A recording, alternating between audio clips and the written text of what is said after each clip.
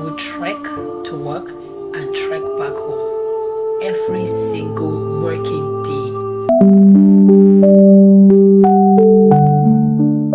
In 2013 or thereabouts, I even got a job in a dry cleaning store. I was to work as their what's the word now, front desk, like the go-to person, right, when you first walk into the store. And my salary was it 3,500 or 4,500 naira for 30 days. And do you know the hardest part of all of this? All the jobs I have ever gotten at that time, like between 2012 to 2016, I would trek to work and trek back home every single working day. Like, where exactly was I supposed to get money for transport fare from? And many days out of those days I was working, I never had lunch. I didn't have lunch. So whatever I'm able to scramble up in the morning at home, I'll eat that, get to work, I'll sit through work until 4 p.m., 5 p.m.-ish, then I'll get back home, then I'll eat. So I'll trek to work, I'll sit through on an empty stomach, because by the time I'm done trekking, whatever I ate at home vanishes. I'll sit there at work, do all I need to do, and all the while still wearing a smile on this face.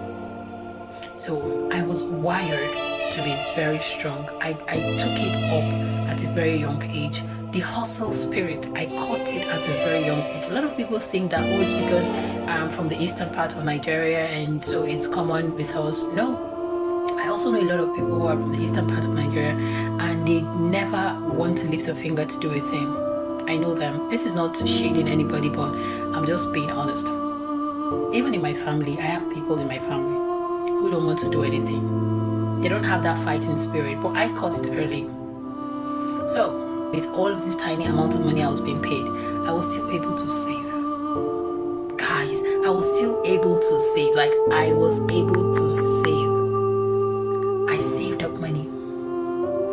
Then there was this woman in church. Her name is Ruth, and she told me about a program that Imo State University was offering, a program, and that the program is for, okay, they called it continuous education, meaning that you don't go to school like every other person.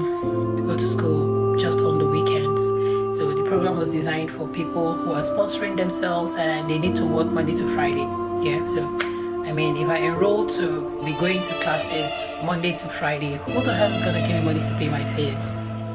So she understood the peculiarity of my situation, and then she said, oh, I've heard about this program, and you can just go to school on Saturdays and Sundays after church, so that way you can still go ahead to work Monday to Friday. And I'm like, really that's possible?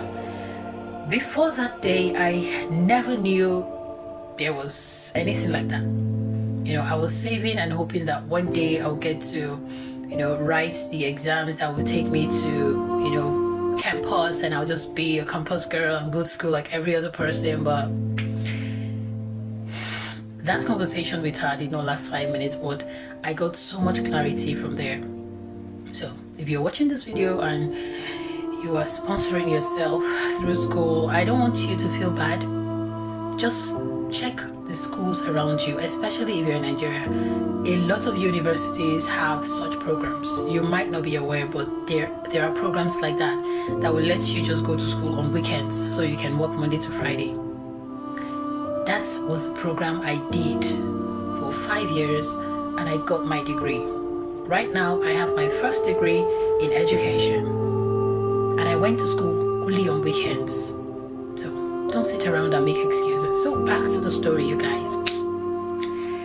I did that, enrolled in school in 2014, and I was still doing all of the things I could do. While I was doing all of those, since I was studying education, I had always had a passion for education. I caught education fire like when I was 12. So I had always had the thing for education. I love to teach, and I teach people, effortlessly. So I wasn't surprised when I started, studying education. So when I closed from work, I get back home. Somehow I started making friends with people in the hood. And, I started telling people that, oh, I can teach your children. If your child is struggling with math, your child is having issues with grammar, science, I can teach. If your child is in primary school, yeah. So I knew my limit. I knew that I could only handle the primary school challenges. Yeah. So I started telling people, and at first I started doing it for free just to test the waters and just, create awareness. And gradually I started getting people pay me real money to teach their children. So that was me having another stream of income to support my education, pay my school fees without having to spread my legs. You know what I'm talking about here? So fast forward to 2016, I got a job in the school, and the owner of the school just took me as her daughter. She was so concerned about anything that concerned me. She just literally took me as hers. And I'm so grateful to God for that.